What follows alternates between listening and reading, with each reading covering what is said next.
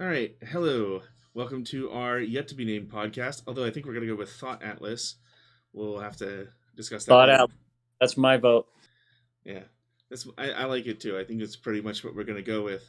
And so, what we're going to do on this podcast is we're going to discuss some like complicated stuff and try to sort of like map out what it is that we think about it and what's true and what's not.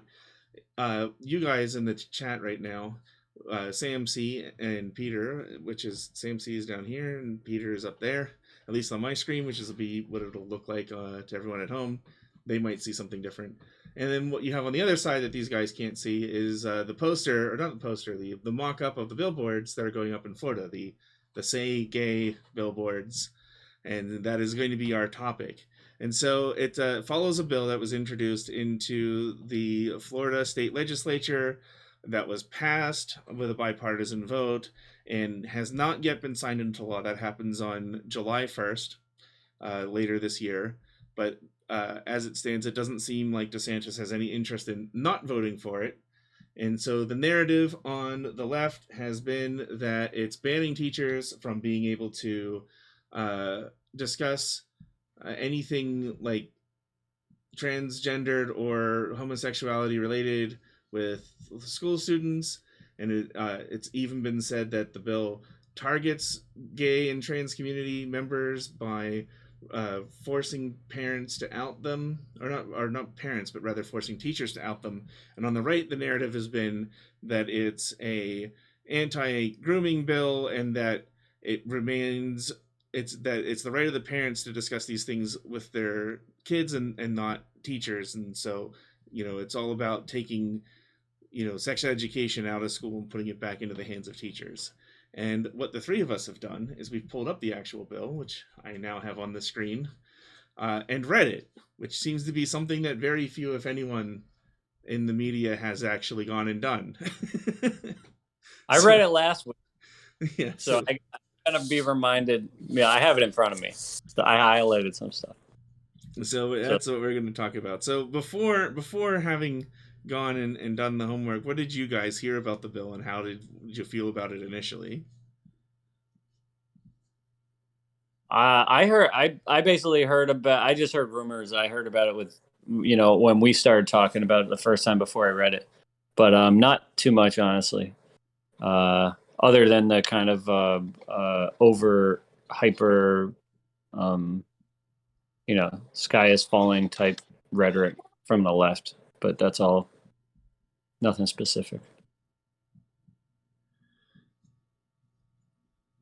Oh, I don't know if we can hear you, Peter. What I had heard before reading it is that it was effectively starting a gay witch hunt in schools, and that it was banning teachers from mentioning any issues related to non-straight gender sexuality, and that they would be required to out any students who revealed themselves as anything but straight. So that's why in certain communities it's been referred to as sort of a gay witch hunt. And Yeah. Oh, go on. Sorry. and that is what I had heard. And yeah.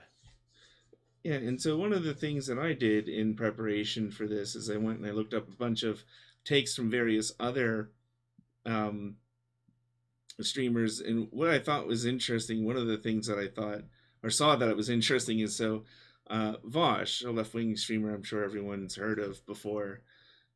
He had gone through this and was essentially saying that the reason that Republicans don't want this bill to go into place isn't even that they're afraid of anyone that's gay or transgendered, but rather because somehow this bill makes it so that it's easier for them to abuse their own children. So he had characterized the Republicans as wanting to sleep with their own children, and that's why they opposed this bill. And that was the enlightening take that he had on the bill, So, which I mentioned because there's an interesting provision in this bill that specifically addresses that and is the opposite of what he was saying. man, it's wild now how I mean, anyone can have a platform, which is good for most part, but it's interesting how people can just say literally whatever. I mean, it's kind of how did he arrive at that conclusion, or did he just say it? He basically just outright said it. It was, of course, the way he does his videos is they're not necessarily researched in the sense that he doesn't sit down, do a bunch of research, read things, and then make a video, but rather he live streams on Twitch, and then people will essentially say current event things in his chat, which he will then immediately start Google searching or looking into or just coming up with what's on the top of his head. Now, that doesn't mean that he won't sometimes after a stream go and look into it further, and then the next day have a planned segment about it, because his streams are very long, and then they will have structured segments where he'll be like, we're going to play games for an hour, we're going to talk politics for an hour, and it's going to be this specific subject, we're going to answer questions for an hour. And I haven't seen him post a follow-up stream to that, so that was sort of like an off the cuff hot take. I don't know if I could say that's in defense of what he said, but it is something that he said, which I thought was interesting, because there's a lot of people that sort of in the like progressive sphere that look to Vosh for their opinions, which is an interesting thing in itself. So essentially, he was saying that because parents by law now would be required. I mean, teachers.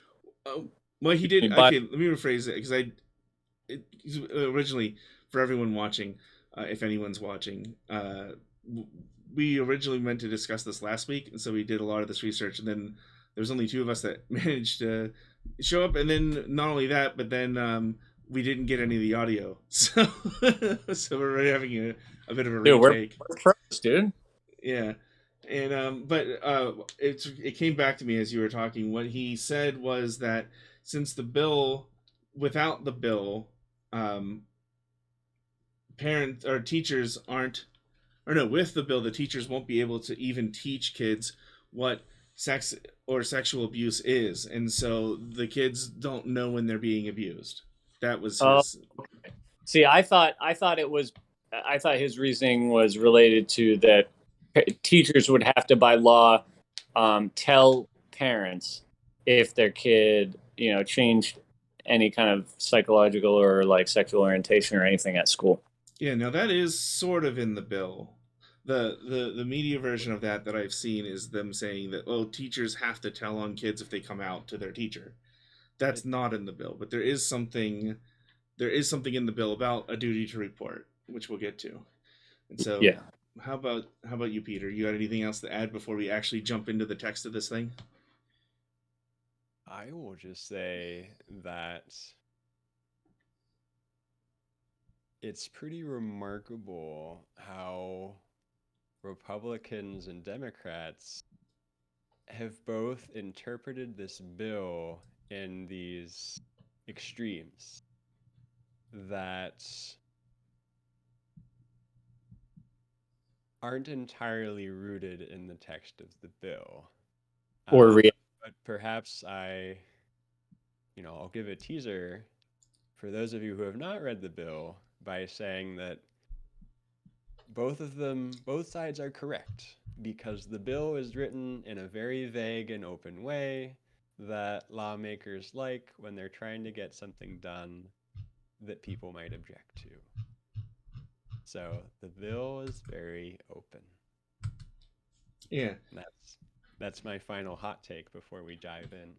Now, do you think I should just read through the bill? There's only 5 actual pages of bill. The first 3 pages are essentially a preamble of like what the purpose of the bill is and where it fits in the code. But the actual text of the bill starts on page 3, at the very end of page 3. So I guess I will just kind of, it says student welfare in accordance with the rights parents enumerated in, and then it gives some build numbers to adopt procedure for notifying students' parents if there is a change in the services monitored relating to the student's mental, emotional, physical well-being, and the school's ability to provide a safe, supportive learning environment for the student.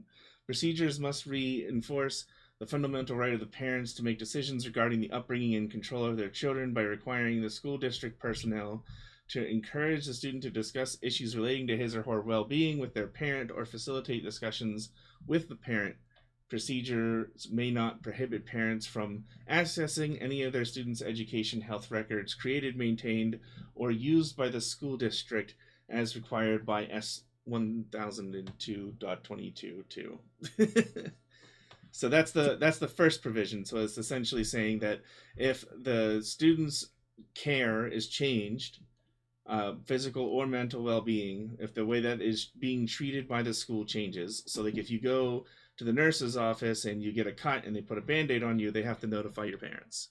And so the idea would be also like if you're like afraid and there's something scary in class for some reason, they're watching a movie and you get taken out of the class because like it's a Halloween thing, but like you're in second grade, you're just not dealing with it well. They would also have to tell the parents about that because you were pulled out of the classroom for your mental well-being. I suppose you could extract like a to kind of take decenter it from what people are worried about.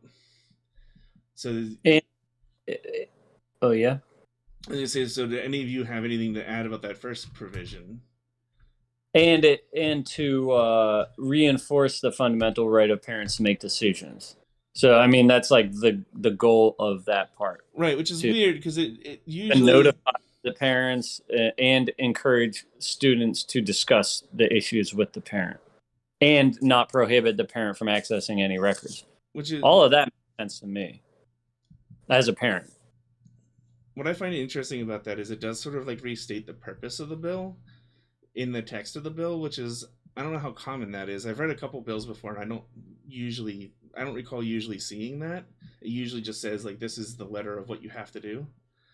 But I guess there's some things later on about things being open to interpretation that we'll get to that might be the reason why that's there.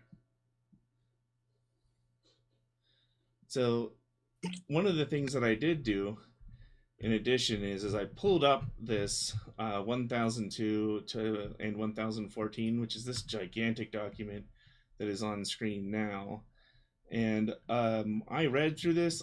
I'm not going to read through it now. It's maybe like 8 or 9 actual pages of like hardcore legal code. And some of it has to do with behavior, but a lot of it also just has to do with like how the schools are to be like maintained, like as like a physical structure. The facilities, right? That And was the facilities part.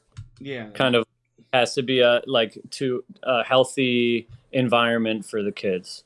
So I think they're trying to fit this into like mm-hmm. part of like general healthiness of the space, Yeah, but that part is like related to the physical systems and stuff of the school, right? yeah, they're adding it to Section 8, student welfare. Student, But there's a lot of other sections and subsections because like after Section 8, and then it has subsections 1, 2, 3, 4, 5, 6, 7, 8, and then each of those have some subsections of their own, A, B, C, D, etc. And it's actually a lot of it has to do with that until you get to the next code area, which is this 218.39. So it seems that sort of like they're listing more than one thing on this page. But in any case, I guess we'll just move on in the next one if there's no additional comments to that part. Yeah, I think the interesting thing is I suspect that very few people have actually read this bill. So yes, I suspect that also. So part Because, 2. Oh, go on. Sorry. yeah, well, we can continue summarizing, but I would suggest to our listeners that you consider the question that's been on my mind as I've considered the bill. Is it promoting liberty or taking it away? Because I won't tell you what to think. Well, there is something there I want to talk about vaguely, I think, but I was going to hold it to later on. Well, not even vaguely. There's something there specifically I'd like to talk about, but to get into section 2 here, because we're going to go over that other document a little bit, but I think we should finish this, what's going into it, before we talk about what's already in it, because some of that, well, you'll see where they affect each other. And so this 2, a school district may not adopt procedures or support forms that prohibit school district personnel from notifying a parent about his or her mental, emotional, about the student's well-being, to paraphrase. So that basically means they can't make any procedure that disallows the school from contacting a parent, or right? Well, that's what that means. Yeah, they can't adopt as wait, let's see. Let me read it again. A school district may not adopt procedures or student support forms that prohibit school district personnel from notifying a parent about his or her students' mental, emotional, physical well-being, or a change in related services or monitoring, or that encourage or have the effect of encouraging a student to withhold from a parent such information. Now that's only the first half. There's a second half here because there's a qualifier, because I can feel from the left where they would have an objection to this, and that objection is covered. And it says school district personnel may not discourage or prohibit parental notification of and or involvement in critical decisions affecting the student's mental. It almost repeats itself: mental, emotional, physical health, well-being. That's how bullshit works, man. They repeat themselves all the time. This subparagraph does not prohibit a school district from adopting procedures that permit school personnel to withhold such information from a parent if responsibly prudent person would believe that the disclosure would result in abuse, abandonment, neglect, as those terms are defined in 39.01. Right. So this is, I think, the part I think that a lot of people on the left need to read, because this is specifically saying, like, look, if the kid says, you know, I'm gay and my parents will disown me, then the school can be like, well, we're not going to tell them then. Right. Yeah, that's what it seems like people were like upset about. They were like, oh, the parent is gonna like punish the kid or whatever. No, it might seem I'm picking on the left a lot, by the way. There's stuff in here that the right needs to read as well. We just haven't gotten to it yet. Right, and the left is justified in those fears. So I come from a mental health background, and trans youth especially are significantly more likely to be homeless, significantly more likely to be sexually abused, and extremely likely to be thrown out of their house as children by their parents. So to extrapolate the vague language of that bill to those concerns, I think is justified. So there's a general, I think there's a general tendency on the left to that children are in general more the property of the institution than the parent, you know, not property, it's not the right word, but, you know, under the jurisdiction of or whatever, right? Now, I'm not at all for, you know, abandonment or neglect or whatever of any kid.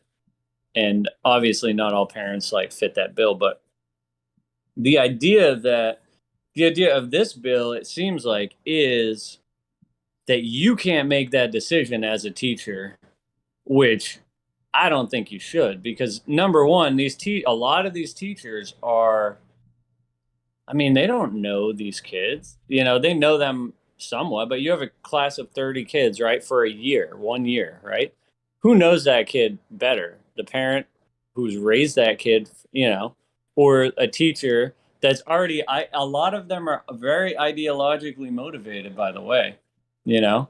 And the parent that's raised that kid, like, not all parents are perfect, and obviously I'm not like excusing like abuse of children, because that's about the worst thing you could possibly do.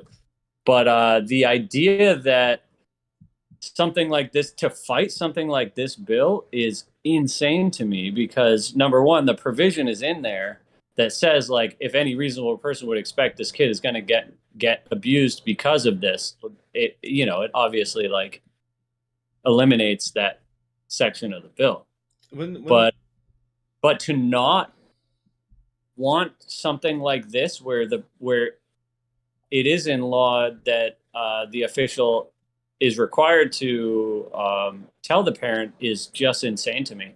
Because a lot of these teachers, I think, that are fighting this would like to not have to tell the parents, and they would like to kind of influence kids without the influence of the parents, you know? And to me, that's way more dangerous. Well, it doesn't. As, like, I'm totally up, you know, I'm glad that provision at the end, you know, about the abuse and abandonment is in there, you know. But I mean, to not have something like this, this seems to me like total common sense legislation from the perspective of a parent. Well, so the thing is, I think that's why it's not in the law, is because the idea of the law isn't that you regulate every single interaction that humans participate in. It's that you carve out sort of these limitations, and, well, in some cases limitations on the state, in some cases limitations on people, to not violate each other's rights. And so, you know, going back to whenever the school district was founded, I think the idea behind, like, taking care of students and telling parents about things was sort of just taken as common sense, and so they didn't really feel like they needed a provision like this. And so there is some interesting commentary we could look at. Well, so then if that's common sense, then why are they making this provision at all, right? But that says sort of something about maybe the culture war in general existing. Right. Well, I mean, you know, what I see a lot in regard to this subject is a kind of pull of influence on the minds of, you know, I mean, when you're a teenager, you're just trying to figure out everything, right? Mm-hmm. So there's one pull from the parents being like, hey, here's like maybe some traditional, you know, a more traditional structure. And then there's a very strong pull from culture, social media, schools, you know, the education system, the media in general, with a very new, not really well worked out perspective or philosophy. And this bill is speaking to that, you know. So there's a group of people that are trying to instate this worldview. Essentially, it's a worldview, you know. Well, what's interesting about that, of course, is that before it became a big hot issue, when it was picked up on, I think mostly Twitter is where the controversy started, is that it was bipartisan. It wasn't like a right-wing bill that came up and because it's Florida and they were like, we need to stop these, you know, CRT gender theorists and put this bill into place. It came up with basically not unanimous, but near very broad support from both sides, until, you know, it blew up on social media. So, like, I get what you're saying, in that, like, there's a big suspicion, particularly right now. We can see it with all, like, the critical race theory stuff that was going on from teachers or parents being concerned of what our teachers teaching our kids. But I don't know that was really at the forefront when this was written, just because of the nature that it came to pass. You don't think that this is connected? Well, it's definitely connected with, like, this kind of struggle between parents and teachers unions, you know, on who has the authority over what. Well, yeah, it definitely touches that. I just meant that, like, it wasn't passed by it wasn't only passed by right-wing politicians that were trying to fight this cultural narrative. It was passed by both sides. So it either slipped past the Democrats, or maybe it wasn't the point at all, or maybe a little bit of both. One thing, maybe a compromise of sorts. Yeah. You know. And then also just one thing I forgot from earlier that you had pointed out, where you're like, well, well do you know this kid if you have 32 kids in a class for a year? And it's both better and worse than that, in the sense that like a sixth grade science teacher might teach three different kinds of science and also a math class, right? Or you could have a small district where they're just the science teacher for 2 or 3 years, right? But the thing is it's not just one class of 32 students. It'll be 8 separate class periods of 32 students. And even if they cover multiple grades or multiple subjects, you're talking about whatever 8 times 32 is, and then over 3 years, which is still, a lot of people, right? Mm-hmm. That's what 3 times 32 is basically 100. So you're talking, somewhere in the 200 some students. So try memorizing and understanding the personal life of 200 and some people over the course of 3 years, which is the best case scenario. Also, never really, almost never getting one-on-one like time. I mean, you can't. There's some degree of that, but not much. Yeah. And it's so presumptive to me to it's almost like offensively presumptive that somebody would assume that they have a right to not inform me. Someone, I mean, that is the state. I mean, this is state education. This is the state, and these, there's a lot of people, I think, in that industry that really feel like these kids are wards of the state, more so than that identity is primary to, the family structure. Well, and then correct me if I'm wrong. I was going to save this till later, but we keep coming back to it. But I know early on when we had talked about this, we're going to try not to talk about it before the subjects on the stream, so we get more fresh takes in the future. But we had a long discussion about this. And we're like, oh, we should have made a stream about this. And then, well, here we are. Well, it's not a stream yet. It's going to just be a YouTube video. But someday we might actually live stream. And that was, I think it was Peter that answer questions and stuff that people have yeah. But sorry, I didn't mean to. But I think it was Peter that brought up well, isn't this placing limits on what teachers are allowed to do? And then this was before we read it. Limiting the speech of teachers, right? Yeah. Yeah, it is, but well. Well, do you remember the counter argument that I gave for that? So I was going to give the counter argument, but I don't know if there's anything you wanted to add first. Well, I have the bill here. It's the vague language about what is developmentally right. So, skipping ahead in the bill. Age appropriate, developmentally appropriate. And actually, I have another page pulled up in my tabs here about that, because it references it. I have all the reference. I followed the references to a couple other pieces of legislation in Florida that shed some light on what the vague language is referring to. But this is this subsection 3 or that's the hot one. We're getting to that next. Ooh, the hot one. Yeah. 97 to 101 are the hottest, most dangerous parts of the entire bill. But just before we get to that, though, all the debate. Let me just say what my response was when it was why aren't we limiting the speech of the teachers with this bill? Isn't that sort of anti-libertarian, as we were talking about it from a libertarian framework? And I said, essentially, well, you have the freedom of the parents to raise their children versus the freedom of the teachers. And essentially, in my estimation, or my perspective is that if these two rights are endangering each other, then it's the state that is going to be subject to limitation rather than the parents who aren't parts of the state, because it's okay to limit the state. The responsibility falls in the closest sphere. Yeah, well, that might be something interesting to talk about in general, is sort of like a social structuring. I find that kind of stuff really interesting in that, but in any case, so section 3, the hot section, the classroom instruction by school personnel or third parties on sexual orientation, gender, identity may not occur in kindergarten through third grade in a manner that is not age appropriate or developmentally appropriate for students in accordance with state standards. So that Or is, what's that? Or in a manner. Yeah, or in a manner. I don't think there's an or.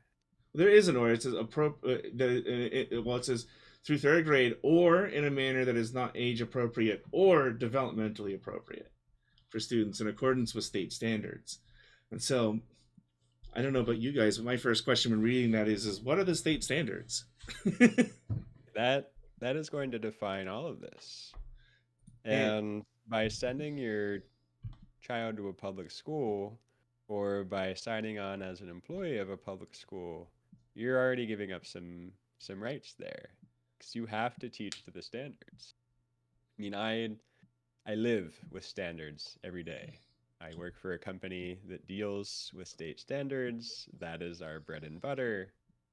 I won't say what it is I do, but I work side by side with teachers, and we talk about state standards all the time. Well, then what you might know, and what the viewers will know, because I pulled it up as you were talking here, is that Florida has a Department of Education website in which it details the actual standards. As they should, as they usually do, yes. And so what I have in front of us is the Florida Department of Education health standards. And so it breaks down, it's very short, so I am going to read through it here. It says, comprehensive education, health education.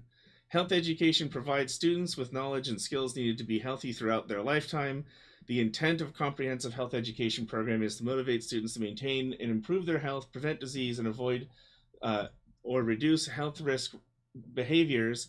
Comprehensive health education addresses 14 components under Florida State Statute 1003.42.2n, required instruction, though it does outline here. So it says grades K through 12. So this is the stuff everyone learns. Community health, consumer health, environmental health, family life, mental and emotional health, injury prevention and safety, internet safety, nutrition, personal health, prevention and control of disease, substance use and abuse, and last, but certainly not least, prevention of child sexual abuse, exploitation, and human trafficking. And so it's saying that even in K through third grade, according to what the state deems acceptable to teach children from the perspective of teachers, is the prevention of sexual child abuse, exploitation, and human trafficking. So the concern that Vosh brought up in his stream about, well, this just prevents teachers from teaching kids when they're being abused, right here is the evidence to the contrary, where it explicitly says, no, you can teach them about this. And so then it goes on, grade 6 through 12, awareness of the benefits of sexual abstinence as expected standards, a standard, and the consequences of teenage pregnancy. And so essentially there is a gap between third and sixth grade where there is no, so the bill only covers up to third grade, but because there's no additional anything between third and sixth grade, you could argue that it technically covers up the sixth grade. Because the standards don't allow the teachers to teach anything below sixth grade anyway. Right. At least the way it's structured here. I don't know if, but then again, the standards aren't really a law where like this thing that's going in is a law. Well, law is saying you got to follow the standards. Right. But then so the standards. Yeah, and so then in seventh grade they add teen dating violence. And then the rest of this page, it goes into just who approved it and when and why and when it goes into effect, which is all past tense anyway. So I'm not going to read the rest of the page. Although at the very bottom it says, human trafficking is defined under Florida law as the recruitment, harboring, transportation, provision, or obtaining of persons and laborers through the use of force, fraud, or coercion, purpose of subjugation to involuntary servitude, peonage, which I don't even know that word, debt, bondage, slavery, or a commercial sex act. Human trafficking is modern slavery. If you suspect a child is a victim, please call this abuse hotline And then it says, for more information and resources, visit this webpage. And it's not on here. You know what? Maybe it is on this page, this section that I decided not to read. Yeah, okay, I should have read this part here. It says health education on related rule information. In November 2020, the state board updated the required instruction rule to include 3 rules related to health education. New reporting procedures includes requirement for Florida online instruction reporting portal to be available at this website. And it lists the website. District plans for the 3 health topics of mental, emotional health, substance abuse and use, and child trafficking prevention must be submitted through the portal. Use of the portal does not affect content districts are required to submit, only the method. Plans are still required to be posted on district web pages, but the requirement to submit department via emails is removed and replaced by the portal. The memorandum regarding the update, whatever, that's not important. It says it was Chancellor Jacob Olivia of November of 2020, and then it has a link to it. Is that essentially a way for people to submit like evidence or something of child exploitation? Okay. Yeah. I've had to use the one for Pennsylvania. There's a reporting website where if you expect abuse, you go to this website and you start the reporting process there. Well, no, this isn't for that. It's the district plans for the 3 health topics. So this is where the teachers have to submit their curriculum, essentially. I believe is what this is for. Okay, gotcha. Okay, so what are people's takes on Section 3? Well, I mean, schools are already beholden to the state standards, so if Florida adopted a state standard that, for example, systematically denied the existence of queer people, then yeah, teachers wouldn't be able to teach that without punishment or being fired.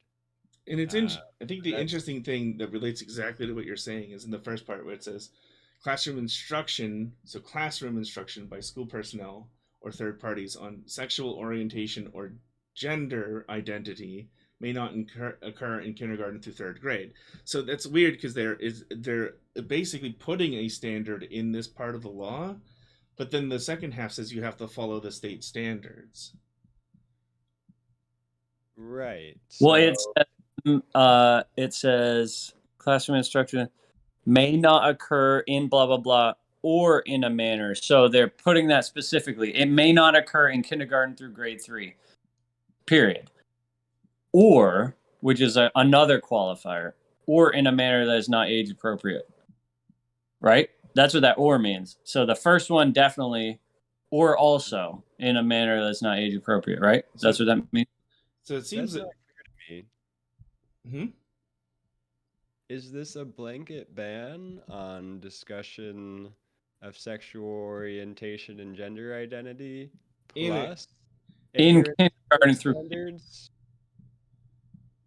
Well, no, in kindergarten grade 3, it is a blanket ban, or in a manner that is not age appropriate or developmentally appropriate. So it's only a ban on kindergarten through grade 3. Well, no, actually, it sounds like what it's saying is that it's a blanket ban under grade 3, and then it's a classroom ban beyond grade 3. So maybe it is saying that. It says, or in a manner that is not age appropriate.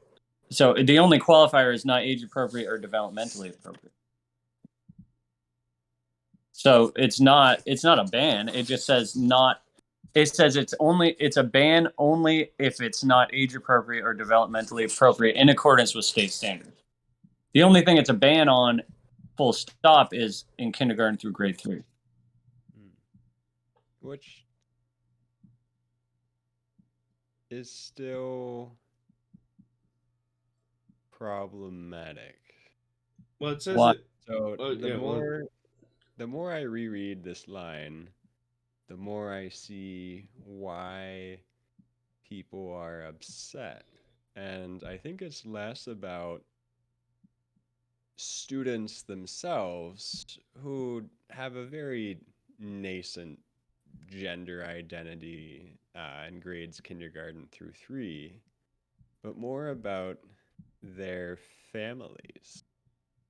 Because if a kid has 2 dads or 2 moms, then suddenly the teacher is not allowed to address that and say that, oh yeah, that's normal. Well, they're not allowed to talk about sexual orientation or gender identity with kindergarten through grade 3. Right. So what if little Jimmy in kindergarten Well, they is could like, say it's normal. They just couldn't say why. Well, they could say you have 2 dads. That's cool. yes, I But guess. talking about sexual orientation, sexual orientation, or gender identity. Like Well, kids, then the other thing is a classroom setting. So I think the thing to look at here is this is like where essentially what it's saying is that the teacher, because like realistically, how often does a 3rd grader raise their hand in class and say, "Can we have a classroom discussion about my gay parents?" Like that doesn't happen, right? Like 9-year-olds don't usually do that, and so really, even though like hypothetically it bans that scenario as well, where the teacher would be like, well, we can't talk about that, Timmy, I'm sorry. It more bans the teacher from being like, we're going to talk about Timmy's gay parents, or we're gonna talk about sexual stuff with you guys, which is absolutely inappropriate. Let Peter get something in here. Sorry. Well, sexual orientation is defined differently by many different people, but I think it's widely accepted to mean whether you're gay or straight, and doesn't have to mean what you're doing in bed after midnight. It's just who you've formed a romantic relationship with. So let me ask you, okay, I have young kids. Why would you talk to a kid about a sexual orientation period at that age? Well, just to say why little Jimmy has 2 dads instead of a mom and a dad. It's like that has nothing to do with sex, though, or well, that matter. Yeah, like it's not to, like having 2 parents. Like, okay, parents and sexual orientation are 2 very different things. Like if Jimmy has 2 dads, it's not like, oh, I can't talk about the fact that you have 2 dads, or you're weird because you have 2 dads. Because the dads, like parents, have nothing. Sexual orientation is a whole other thing to parents. I mean, I suppose the challenge here to look at is, since you can't talk about sexual orientation at all, right? You also couldn't talk about someone's straight parents in the context of them being straight. And so I think that's where it actually kind of lets people off the hook to talk about the parent situation, just because like not being able to talk about parents at all because of what combination of parents you have, I don't think is what the bill is setting out to do. no. I mean, it's not like we can't mention that people have parents, because parents and the sexual orientation of the parents are 2 very different spheres of subject, and there's no reason why you would need to talk to children about sexual orientation of anybody. It's not, I mean, like, full stop, doesn't matter what combination of genders of parents you have. Like, I don't know. It just seems to me so common sense. And to me, the way bigger issue would be somebody talking to my kid about sex and sexual orientation or gender identity or any of that with one of my kids, because like literally I have an 8-year-old, he's in 3rd grade, so it's the max of what this bill is talking about. He has no clue about anything about sex and or anything like that, and I am totally okay with that. Like, kids are innocent, man. That's how they start. And a lot of I think so. We've seen a lot of news stories and things and struggles between parents and children, and like in teachers, and parents and teachers, and I've seen a lot of stuff kind of like introducing sexual ideas early and people just being totally okay with it, man. there's this, I think we were talking about this last week. Like there's a tendency among progressive minded people, because progressivism is like we're progressing past like barriers, progressing past like, limitations or superstitious or like, religious or whatever limitations that society is putting on behavior. We're progressing to like a new freer society, right? Progressing. It's like right in the name.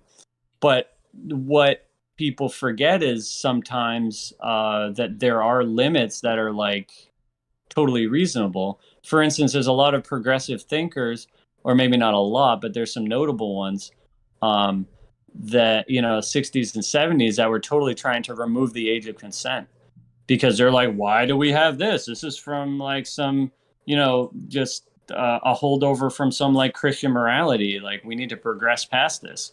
Like if there's love between like a like a younger person and an adult, like they should be able to express that love. This is legitimate, very smart, uh, you know, uh, credentialed academics fighting for this, and it's not like an unusual thing amongst this tendency of this philosophical tendency.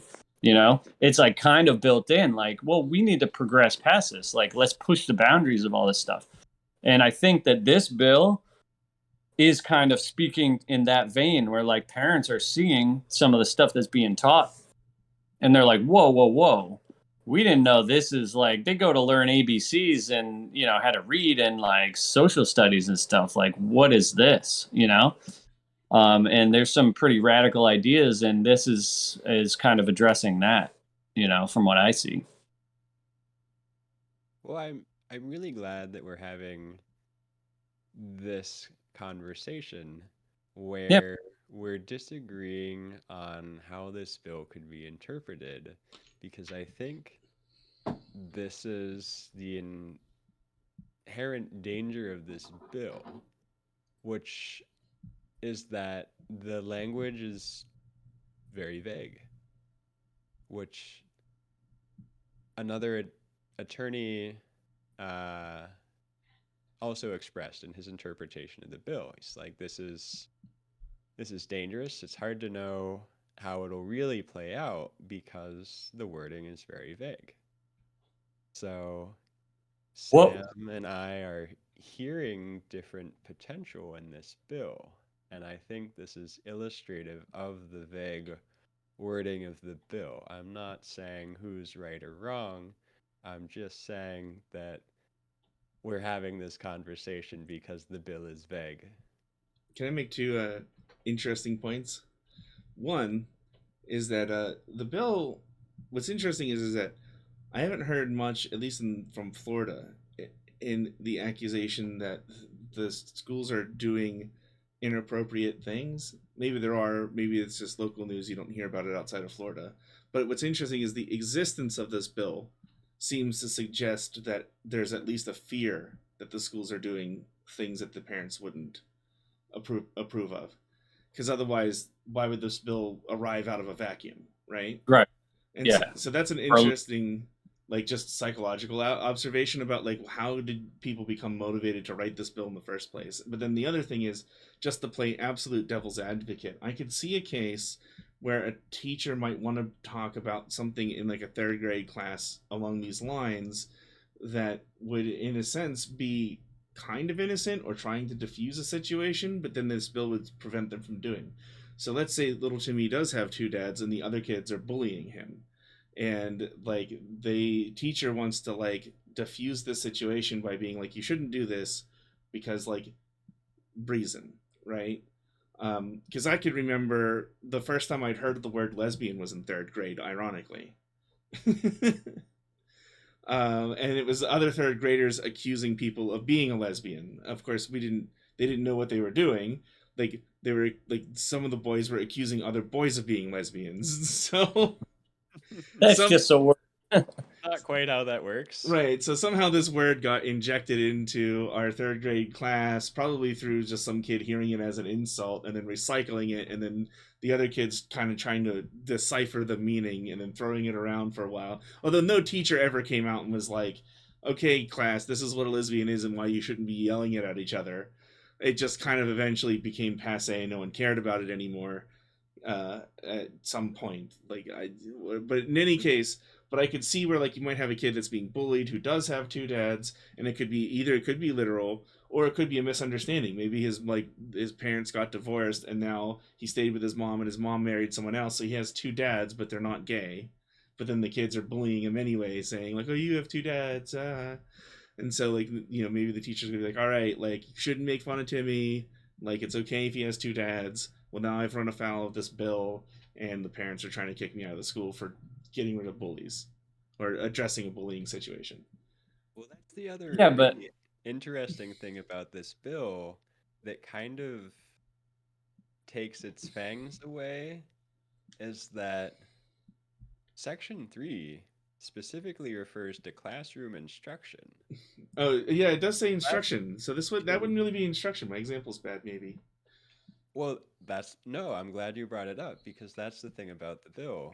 Classroom instruction is a very formal and well-defined term in the education world. So, and it kind of leaves the door wide open for a lot here. So, going back to what Eli said, in that this bill passed with bipartisan support and may have compromised language, that's starting to make more sense. Classroom instruction, I mean, that's when teacher is standing in front of the class with everyone sitting at their desks. But there's a lot of interactions in a school that don't occur during formal classroom instruction. So it leaves the door open for a lot here. Where a teacher would not be affected by this Section 3 at all.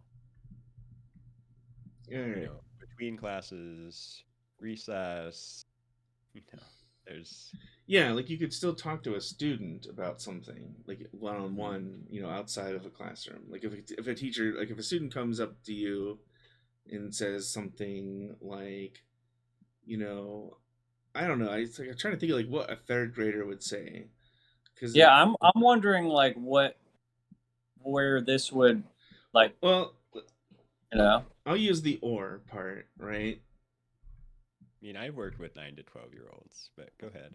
Well, let's say the or part, because it says or in a manner not age appropriate or developmentally appropriate, thus applying the like don't talk about gender identity beyond third grade, as we sort of understand it. So like imagine like if a student comes in and says, this is gonna like date my reference is gonna date me. They're like, oh, I was like streaming Will and Grace and like my dad got super mad at me. And he was like, if you're ever like that, I'm gonna throw you out of the house, right? Um, like you would be able to talk to that student directly about it, I assume. Yeah, it sounds like they could, but would they then have to notify the parents? Only if there's a change in the student's well-being. Well, see, that's vague too. If little Eli says, yeah, my dad yelled at me for watching Will and Grace and I don't understand, and then Eli's teacher explains, that could be interpreted as a change in Eli's mental status. He was stressed that day. So then he'd have to report it to the parents. And, just taking this. Yeah, but if his dad example to the extreme, Eli's dad would be like, oh, you're complaining about me to your teacher. Saying I'm some kind of homophobe. Well, there is a provision for resolving this. So I'm gonna very quickly read from 4 to the part I'm talking about, because these next couple segments I don't think they're very controversial. I don't know that we're gonna have much to say about them, and a couple of them are really short. So it says Student support services, training developed or provided by a school district to the district personnel may adhere to student services guidelines, standards, and frameworks established by the Department of Education at the beginning of this. Then Section 5, at the beginning of the school year, each school district shall notify parents of each healthcare services offered at their student's school and the option to withhold, consent, or decline any specified service. Parents' consent to a healthcare service does not waive the parents' right to access their students' educational or health records or to be notified by a change in the monitoring of that students as provided by this paragraph. Before administering a student well-being questionnaire or health screening to form student in kindergarten through third grade, the school district must provide the questionnaire or health screening form to the parent to obtain permission from the parent. So they're, just to clarify, they're saying that the blank form, they're not going to give the student's answered form to the parents necessarily. Yeah, they have to distribute it if it's kindergarten through grade 3. All right, and then Section 7 says a school district shall adopt procedures for a parent to notify the principal or his or her designee regarding the concerns under this paragraph for his or her students' school and the process for resolving those concerns within 7 calendar days after notification by the parent. At a minimum, the procedures must require that within 30 days of notification after that parent concern it remains unresolved, the school district must either resolve the concern or provide a statement for the reasons of not resolving the concern. And then now we get to the next controversial part, which very few people are talking about, but I think that this part is actually interesting. And this goes to what we were just talking about, which is why I just kind of fast forwarded through the bill to here. It says, if a concern is not resolved by the school district, a parent may request the Commissioner of Education appoint a special magistrate who is a member of the Florida Bar in good standing who has had at least 5 years experience in administrative law. The special magistrate shall determine the facts relating to the dispute over the school district's procedure, practice, consider information provided by the school district, and render a recommended decision for resolving to the State Board of Education within 30 days of the receipt of the request by the parent. The school board of so essentially they're getting they have to get someone for the parent to advocate for the parent. Well, right? Like a lawyer. They need to get basically it's saying they have to get a lawyer to look into it. Right. At the school. At the school's expense, which is interesting in itself. And then the second half of that paragraph says the State Board of Education must approve or reject the recommendation decision at its next regularly scheduled meeting that is more than 7 calendar days and no more than 30 calendar days after the date recommended by the decision is transmitted. The cost of the special magistrate shall be borne by the school district. The State Board of Education shall adopt rules, including forms necessary to implement this paragraph. So it's saying that, yes, like if you have a concern as a parent and you don't think the school is handling the rest of this bill correctly, that the school will then have to appoint a neutral arbitrator, supposedly, to look into it and then file a report with the school board that the school board will then have to rule on. Yeah, it's fine with me. I don't know. I mean, the only part of that that's like a little bit kind of like, okay, is that the school is appointing the magistrate. Well, oh no, wait, no, it says request the Commissioner of Education appoint a magistrate. And so I guess it would then go to like whoever's in charge. So like if you had like I imagine the Commissioner of Education is either an elected or an appointed position. So it's a political position of some kind. It's not like someone you hire, I don't think. I could be wrong about that. I mean, right. Yeah, so so they can appoint whoever they want. That's true. Special magistrate. Yeah. Yeah. Well, yeah. And then I will say, anything that kind of tips the scales a little bit more in favor of the parents, in my opinion, is A-okay with me. The very end of the document, just because there's only like less than a page left, is it says to bring action against the school, a declaratory judgment that the school district procedure practice violates this may seek injunctive relief. So that's saying that if it's found that the school district violated this law, then the parents can get money. That's what that means. And like that's like the legal to English translation. Injunctive relief. Well, injunctive relief can be a lot of things, but a court. Oh no, that injunctive relief can be like this. I think if I remember correctly, that's more like they can order the school to stop doing it. The next part is a court may award damages. That's the money part. And shall award a responsible attorney's fee to the court, cost of the parents who receive declaratory or injunctive relief. So injunctive relief would be the court intervenes in what the school's doing, and then damages is money. So it does give parents ability to sue for money if the school has been found to have violated this. And then the rest of it is the school district shall adopt policies to notify parents of these procedures. So the school will have to tell the parents they've gotten this magistrate and all this stuff, that they're in compliance. Like when the board meeting is, all that kind of stuff. Nothing contained in this paragraph should be construed to abridge or alter the rights, action, or remedies in equity already existing under common law or general law. So that's just constraining this bill to operate within the law, which I don't know why that's necessary to put that there, but well, in contracts you have like if any clause in this contract is unenforceable, then it's going to be like not part of the contract or whatever. They always say. And then the very final section just says that basically there will be a review of this in June 30th, 2023. Basically the schools have to report what it is they've done to implement this by then. And it goes into effect on July 1st, which is when it's signed in by the governor, allegedly. They said he's supposed to sign it in on the 1st. This says it takes effect on the 1st. I know he hasn't signed it in yet. But anyway, so that's the entirety of the bill. We got through it. Does that get you guys any more comments on that, particularly that last part about the school having to go find a magistrate and all this kind of stuff? Pretty interesting that it gives parents such power at no expense to them to sue the school, essentially, for... Well, they need a lawyer to do the suing. They don't need to hire anyone. But they don't. It's not But they don't have to gather the evidence on their own, and it's not on their lawyer to gather the evidence. The magistrate gathers the evidence.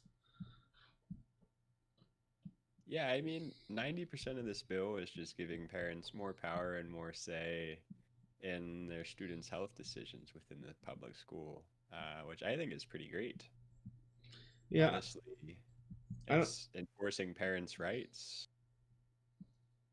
Yeah, I don't mind that at all. And it's like, there's nothing in here that says that the school has to say that being gay is bad or something, right? Like, and I mean, I think one could argue that you wouldn't be allowed to say that because it says in accordance with the state standards, So I'm guessing the state standards is basically like you can't say, one sexual orientation is better than another one or something like that.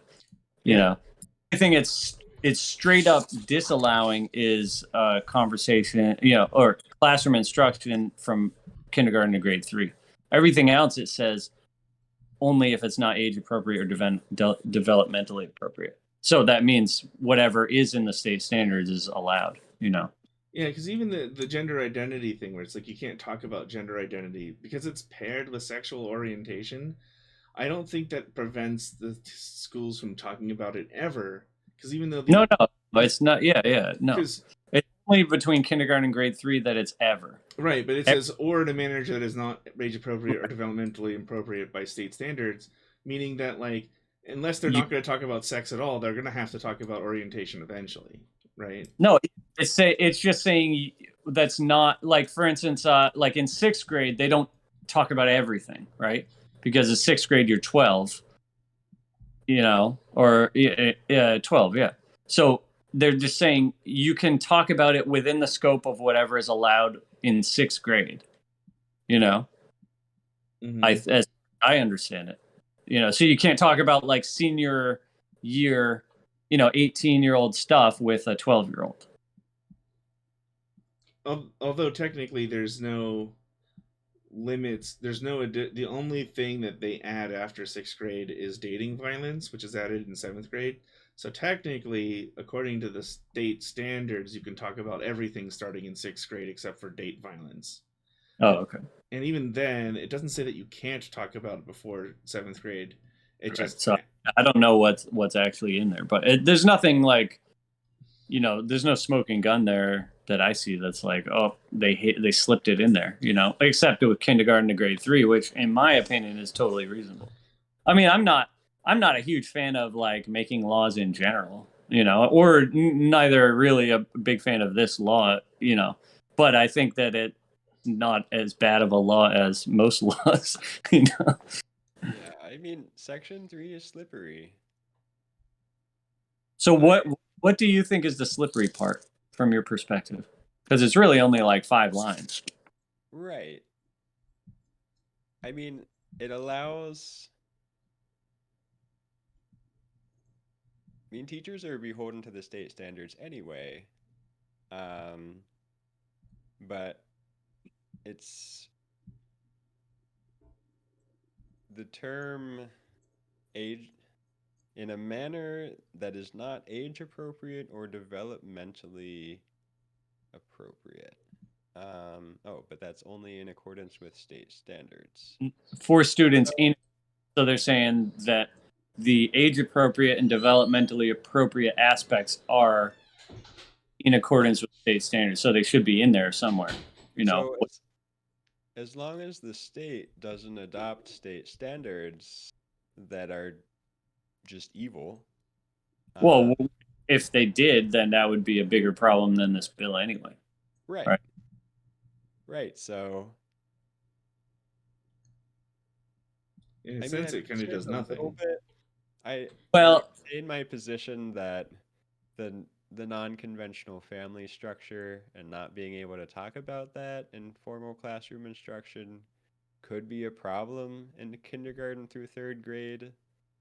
And, there's talks about sort of chilling effects that, everyone already knows what being straight is because straight is the hegemonic group, the majority. Well, so if teachers aren't allowed to teach that, some families are gay or lesbian, then that could have a chilling effect and lead to more bullying. I think that's extrapolating pretty far, but it's still somewhat concerning that a teacher wouldn't be able to say in a formal classroom setting, yeah, it's okay to have 2 moms or 2 dads, and this is why, because sexual orientation it's not well defined. And they probably should define what sexual orientation and gender identity both are. Yeah, but it's easy to say that sexual orientation just refers to who you've decided to marry. So I still feel that it could preclude discussion of non-straight family structures, which could be a problem. So I understand that due to the vagueness of what sexual orientation or gender identity mean. So if they did define that further, would that make this section better for you? It would. I mean, to not define sexual orientation anywhere in the state laws and codes, I think is an oversight. Especially since it's so widely interpreted. I mean, sexual orientation doesn't. Yeah. Could you look up the word sexual orientation, like definition? Just look up like the actual like textbook definition of what sexual orientation means for us. It's who you're attracted to, so it's who your parents would be.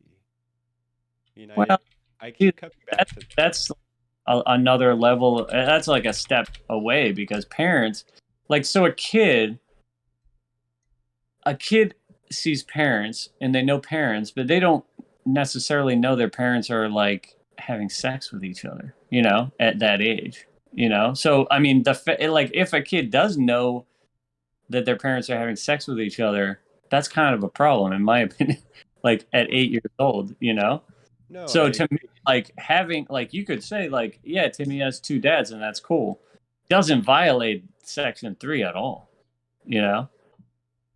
That's why I'm like, my interpretation of it is like, yeah, it's totally fine to say like he's got two dads, stop making fun of him because that's stupid, you The know? definition is remarkably vague. It just says the direction of a person's sexual interest towards people of the same, opposite, or both sexes. And then it adds a second definition of one's tendencies of sexual attraction considered as a whole. So both definitions have sexual in them. Yeah. That's the is that there's you can talk all day about having two dads, two moms, dad and a mom, without referencing sex at all in that conversation, you know? And that's why I'm like, yeah, I mean, of course, you know, maybe some bad actors on the parent side could, you know, say that did happen, and then they could use this thing to try to, you know, whatever, sue the school or whatever. That's a theoretical bad situation that could arise from this, I guess. But to me, I mean, it's not that you could talk about it all day without actually even talking about sex or sexual orientation, you know? Now, what I like at the end of the bill is this magistrate thing, in the sense that like it doesn't require like a lawyer to subpoena all this stuff from the school district, or it gets the school district to essentially self-report, which is nice, because one of the big barriers in like legal stuff anyway is just like it's expensive, right? The only thing I would worry about, just to devil's advocate my own point, is one, of course, all of this is being paid for by taxpayers, right? Like you don't sue the government and get government money, you get taxpayer money. But then it doesn't mean that the government shouldn't be able to be sued. I'm just saying. But the magistrate that has to look into this also costs something. And so the only real potential bad thing I could see out of here is if you have a school district that kind of does something, or has a teacher do something weird, right? And then you have every single parent in the school district, or at least every conservative parent in the school district, or possibly maybe it's a rural school district where a teacher does something like very not progressive, and then you have every Democrat parent in the school district requesting a magistrate to look into the situation and harassing the school with frivolous claims in order to kind of weaponize this cost thing against them, because it says the school district has to pay for it. So you could basically like undermine your own school district if you disagree with them by like, it doesn't say like, it doesn't provide any discretion for the school district to not hire a magistrate, which I think is, between the two, the better of the two options, where it's like, you know, because otherwise you could end up with school districts just dismissing things because they don't want them looked into. But it's well, yeah, that's what happened. But as a game designer, trying to like break the system, I'm just thinking, well, if I wanted to try to break this, it would be to just get every parent that agrees with me to file a claim and drive the school district nuts. But you know what would be I think the kind of longer term end result of that would be that the process, there's like almost a mediation process whereby you know, the two sides are able to work out, because right now you have two very different sides and there's a huge rift between them. So that has to be solved somehow. And this bill is at least trying, probably clumsily, to like address that. But that's what it's talking about. So that, like, we got to solve this like huge worldview shift that's going on, and maybe that's like a way for it to have to happen, even if like there's a big waste and the whole thing blows up, and then whatever comes out of that is going to be okay. We got to like work with this somehow and like compromise, you know. There needs to be well, which worldview shift are you referring to, though, is the question. Like this progressive, I mean, maybe I might be jumping the shark a little bit, but this like kind of progressive notion that like children like, oh, my like 6-year-old is another gender, or something, like whatever kind of. Because I would argue, in a way, this bill doesn't really go after that as much as what it does is it addresses this worldview shift of like the government needing to be involved in all aspects of your life. And this bill is essentially saying like, no, they don't. That's the wider scope view of what's going on. Yeah, for sure. Right, because like this bill does very little to instruct the school on like what it's ultimately allowed to teach eventually. Right, it just says that like how you treat students has to be reported, and so it's sort of taking communication between the parents and yeah. So in that sense, I think it is attacking a certain worldview shift where you have everyone looking at the government, even the right, like even like you have like the Republicans being like, oh, they have to go after like a big tech censorship, and there's an argument, there's arguments for and against that. I'm not getting into that. I'm not saying that I'm not on some level sympathetic to that sentiment, but rather I'm just saying like I think it addresses this idea of like the government has to do everything more than it addresses the actual like gender identity and like the role of education and teaching kids about it. Yeah, for sure. That's like well, it's this idea that we can do all this stuff with your kid and not have to inform you. We can kind of like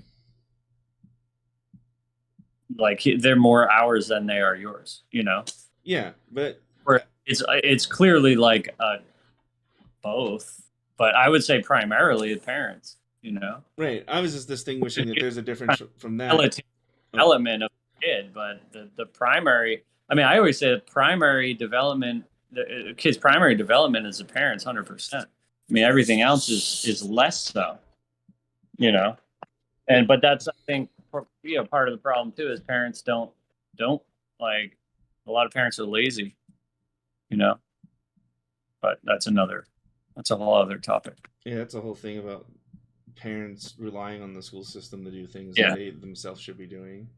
Right. Which is a totally different topic, and that would be a good topic for another time. I'm sure something in current events, because current events, of course, will draw people in to watch, hopefully. But I'm sure something along those lines will come up in current events eventually, and we'll have an excuse to talk about it. Yeah, but definitely, what was that quote that school board lady was like, somewhere was like, nah, dude, they're like words of the state. Like they're ours, they're not yours. You were like the steward and they are the state's, I know. This is like, that's whack. Yeah, all jokes aside, I know that came out of California. I just don't remember where. That would be my guess. It's not a guess. I know that it was, because I remember reading it not that long ago. I just don't remember where. I want to say Los Angeles, but I'm not 100% on that. Would probably be my guess. No, it was Los Angeles. Yeah, well, but yeah, in wider general, not even regarding kids too. I mean, this idea of statism, like deifying the state, is like, I mean, rampant right now. I mean, your bodily autonomy. I mean, you name it. Yeah. I mean, I do know that as long as the student is in school, they are the wards of the teacher, and the teacher can even consent for their students for things like research and testing, for example, in place of the student's parent. Yeah. I mean, for certain, with a specified limited scope, I would imagine. Yeah, but it's not Yeah, I don't know. They were trying to offer kids vaccines without parental consent and stuff like that. Which is like, where does it end, dude? I think if the teachers are going to be allowed, or the school's medical staff more appropriately is going to be allowed to make decisions that are on behalf of the students, it should be things like, well, I don't need to ask a parent if I'm going to put a Band-Aid on, right? Like, right. That's the thing. That's the reason why specifics are important, and why your critique of the vagueness is justified. And that You could know, be important because remember we're in Pennsylvania, so we have like the Amish that have very interesting perspectives on like very simple things like that, where they might not appreciate you giving a kid Tylenol or something. I don't know where exactly they draw the line at, but I know that they do draw a line, and so but that's you know an interesting thing. What's that? And the Church of Christian Science, they don't take any medicine, right? pretty much, from what I understand. Yeah, but at the same time, like the immediate like well-being, like the teacher, they might know, but they're probably not going to know, um, unless it's like the parents have already made a big deal about it in the past. Like if a kid at recess gets hit in the head with a baseball and like splits his eyebrow, they're going to stick a band-aid on him. Like, Right. and I don't think making a decision like that should ever really come back on the teacher in a negative way, unless, and even then, like it gets weird, but like unless they were like doing it knowing that they were not told not to, right? Like, but the Yeah. vaccine thing is different because it's not like if I don't give you this vaccine you're going to have a permanent scar, or if I don't give you this vaccine you're going to die in the next like 30 minutes. It's Exactly. and so like I think that there's a certain line that can be drawn between like the immediacy of the issue, right? And this bill, probably to go to the research thing, like if you're going to submit a kid to some kind of research, I guess there's an argument that the research has something to do with the well-being of the kid, and you would have to report that you made that decision. What research? He was Peter. You explain it. Yeah, I mean, from what I understand from my work adjacent to the education industry, is that when the student's in class and it's during the school day, the teacher can act as the party of consent for a minor. Hey, okay. For certain legal agreements and such as research. Certain limited thing, yeah. Yeah. Like, I don't know the scope. Like now, Yeah. An interesting thing, like when I was in school, because this is anecdotal, but it kind of lends to this. So when I was in preschool, I'd already gone to the YMCA and I was ahead. I already knew my shapes and colors and letters, right? And this was like, so I was in half day preschool, so I was in like preschool. And I didn't want to sit down and do what the teacher said. I was used to the Y, where you could sort of do whatever, but the teacher would also, at the Y, would also try to get kids to come over and listen to them. And they were usually pretty good at it. Most of the kids did. And so I'm just like, well, yeah, I know how to count. I'm going to go paint something now. And the teacher's like, you can't do that. And so eventually she dragged me out of the classroom screaming to the to the principal's office. And the teacher and the principal and the kindergarten teacher who witnessed all this, who was in the next classroom, basically didn't feel that this teacher was acting appropriately. And so what the kindergarten teacher decided was, you know what, we'll just let Eli sit in the kindergarten class instead, right? And so by the end of the school year, I had already gotten through everything in kindergarten and knew what I was doing. And so they just stuck me in first grade the next year. They never consulted my parents on this. So the school effectively skipped me ahead a grade without telling anyone. And when my mom figured it out, she got really mad at the school and demanded that they put me back in kindergarten. And now this was a Catholic school, but eventually I did get stuck back in the kindergarten. And the thing is that this isn't the first time wouldn't be the last time the school would do things that were interesting. So for example, like when I was in second grade, I had now gone from Catholic school to public school, and the teacher didn't think that I was getting along well with the other kids and that I wasn't learning, but I was actually doing fine. Like my test scores were fine. I just wasn't like participating in class the way other students were, and it was essentially because I was bored. So what did the school do? The school didn't really even look into it. They just said, "Oh well, he must be like developmentally challenged," and then like stuck me on a bus like several days a week to go to a different school where they taught like all the people with mental handicaps and things, and so eventually my mom found out about that and threw another fit. Jeez. And the thing is though, is I was still taking the regular second grade tests and like scoring well on them, and so it was like they were obviously wrong. Because you should have been in third grade, man. And they never told my mom they were doing this, so they didn't follow the Florida. I wasn't in Florida at the time, but they wouldn't have been in compliance with this bill because the school decided they were going to send me off to like this like special development like school without informing my parents. Actually, it was a Catholic school, right? So it was private. No, this was the public school. This was after. This is when I came out of the Catholic school and into the public school. And then I don't know, man. I don't know about public school, dude. Yeah. I don't think this bill is going to help too much. I mean, I need to sign off soon. Yeah. It's pretty long. How long? It's taken us about an hour and a half, well, almost 2 hours to get to this point. And normally I'd like to keep these at an hour, but we were having a good talk. I'm wondering if this bill was never primarily about sexual orientation and gender education to young children.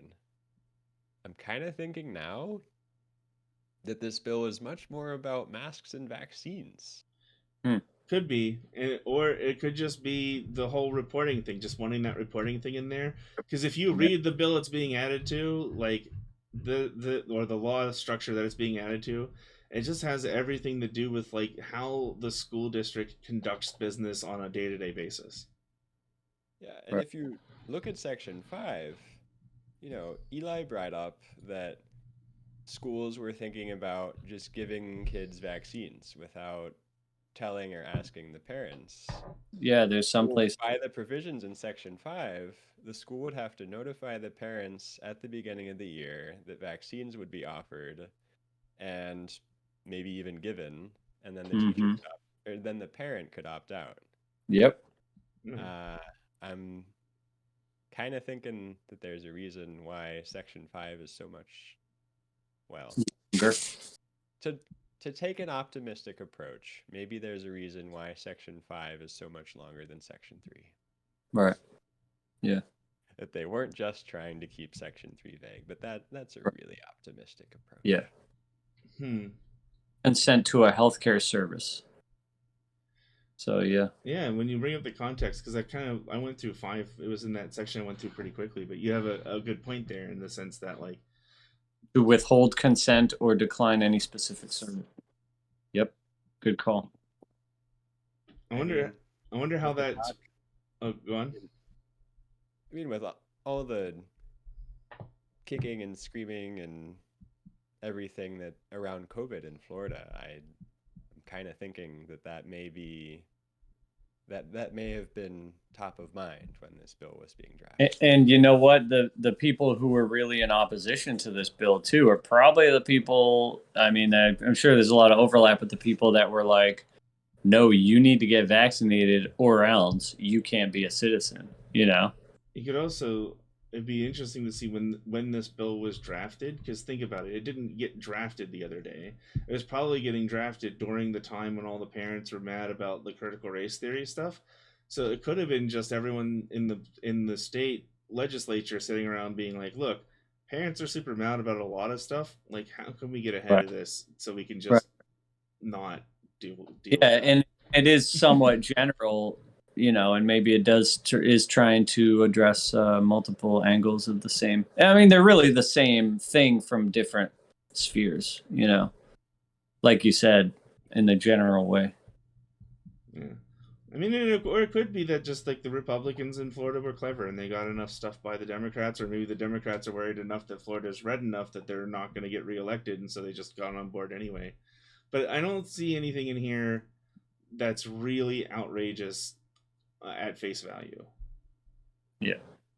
I mean, I agree. With the exception of the only thing I could see this going really sideways is if it's really easy to change the education standards, where like the governor can do that without like consent or something from the legislature, where he's just like, okay, well, being gay is not in the curriculum anymore. Like, fuck you guys. Like, okay, well then that could be where this could get really egregious, but I don't know how Florida works. But either way,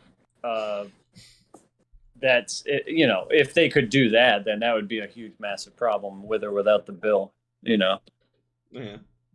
if they're like, no, you have to teach this statewide. You know, that would be a pretty big. And then they get run out of office, and then you get in like someone Right. that's crazy progressive, and then they just change it out of whim to be like, well, now everyone has to be gay. That's what we're going to teach. Heterosexuality is illegal. Like, take that 5,000 years of Judeo-Christian. Like luxury gay space commune. Here we come. Moving the capital to South Beach, baby. All right.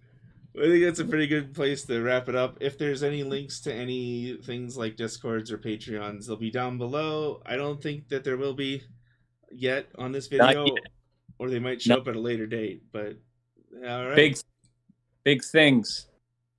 Yeah, we have plans. Hopefully, guests, other cool stuff. Anyway, see you guys next time. All right, see you guys. Good talking. Thank you for talking. Thank you, everyone, for listening.